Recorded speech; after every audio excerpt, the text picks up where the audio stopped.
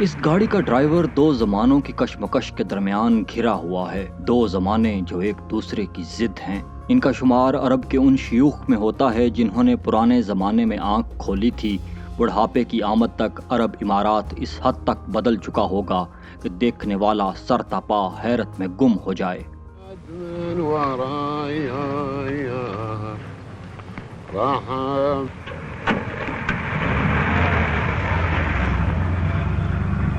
یہ صاحب اللہ رب العزت کے عبادت گزار ہیں، انہیں صحرا سے عشق ہے اور یہ دنیا کے امیر ترین لوگوں میں سے ایک ہیں۔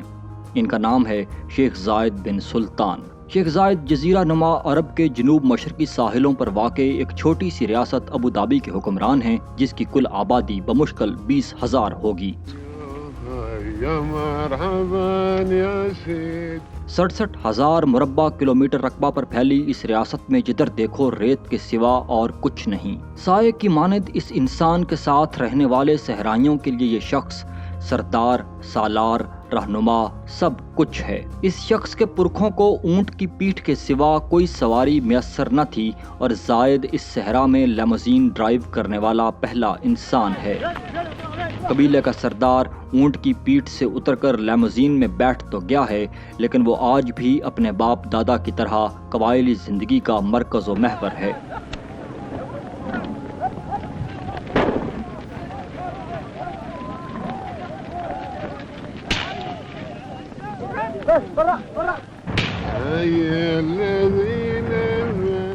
قبائلیوں کو صرف سردار کی نئی سواری نظر آ رہی ہے، لیکن سردار کو اپنے صحرا کے گرد ساری دنیا بہت تیزی کے ساتھ بدلتی دکھائی دے رہی ہے۔ وہ اس سوچ میں ڈوبا ہے کہ اپنے قبیلے کو اس نئی دنیا میں کیسے لے کر جائے۔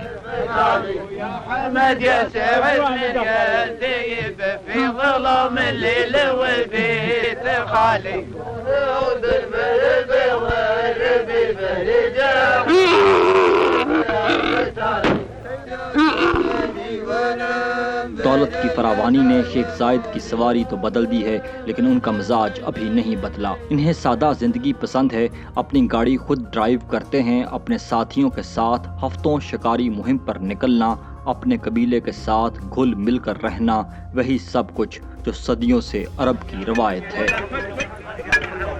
چند سال پہلے تک ابودھابی کے عوام اتنے غریب تھے کہ 20ویں صدی کی ترقی نے ان کی طرف دیکھا بھی نہیں، لیکن آج ان کا سردار اتنا دولت مند ہے کہ امراء بھی اسے حسرت بھری نگاہوں سے دیکھتے ہیں۔ تیل کی دریافت نے شیخ زاید کو ارب پتی بنا دیا ہے۔ فی الحال دولت روایات نہیں بدل پائی، ابھی بھی پرانے زمانوں کی طرح خیمے لگائے جا رہے ہیں، اسی پرانی سادگی سے کھانے پکائے جا رہے ہیں۔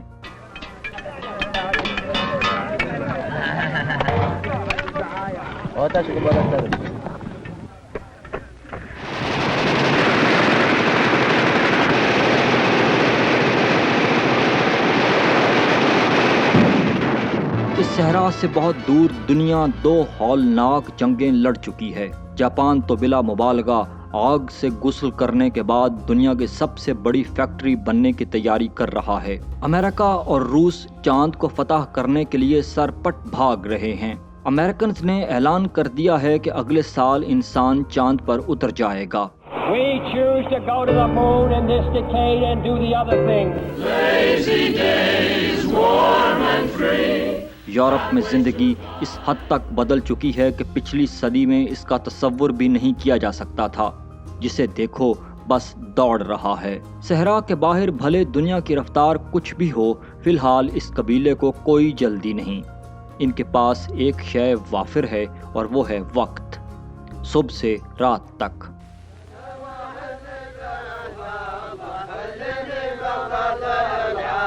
آج دیر رات تک یہ لڑکیاں یوں ہی اپنے بال جھلاتی رہیں گی یا قبائلی گیت گاتے رہیں گے، کوئی جلدی نہیں۔ لیکن شیخ زاید کو مستقبل کی فکر کھائے جا رہی ہے اور ماضی کا بوجھ ہے کہ کندھے سے اترنے کا نام نہیں لیتا۔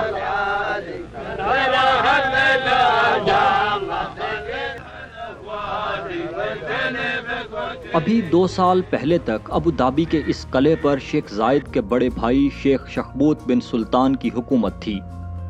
شیخ شخبوت نے ابوظہبی پر 30 سال حکومت کی۔ ان کی حکومت کے دوران بہت کچھ بدل گیا۔ اگر کچھ مسلسل تھا تو وہ تھا امن اور دوسری غربت۔ شیخ شخبوت روایات کے پابند تھے، بھلے ان کے منہ سے نکلا ہر لفظ قانون تھا، لیکن وہ ہمیشہ اپنے عوام کے قریب رہے، بہت قریب۔ کوئی بھی کسی بھی وقت ان سے قبائلی مجلس میں ملاقات کر سکتا تھا۔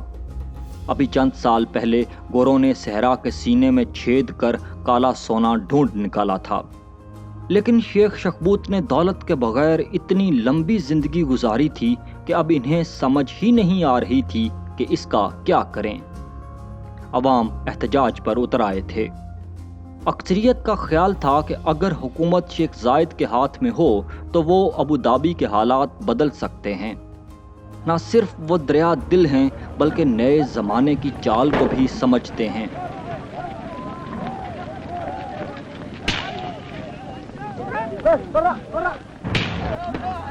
لیکن شیخ زائد نے اپنی ماں سے وعدہ کیا تھا کہ وہ ہمیشہ بڑے بھائی کے وفادار رہیں گے۔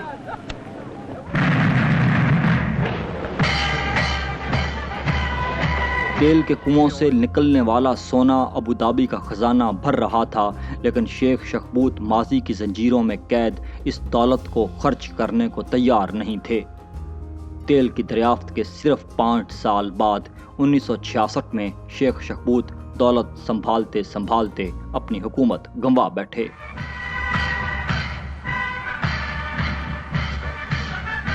انہیں جلا وطن کر دیا گیا اور عوام نے حکومت شیخ زائد کے حوالے کرتے ہوئے ذمہ داری سونپی کہ پرانے زمانے کو الوداع کر نئے زمانے میں ان کی رہنمائی کریں۔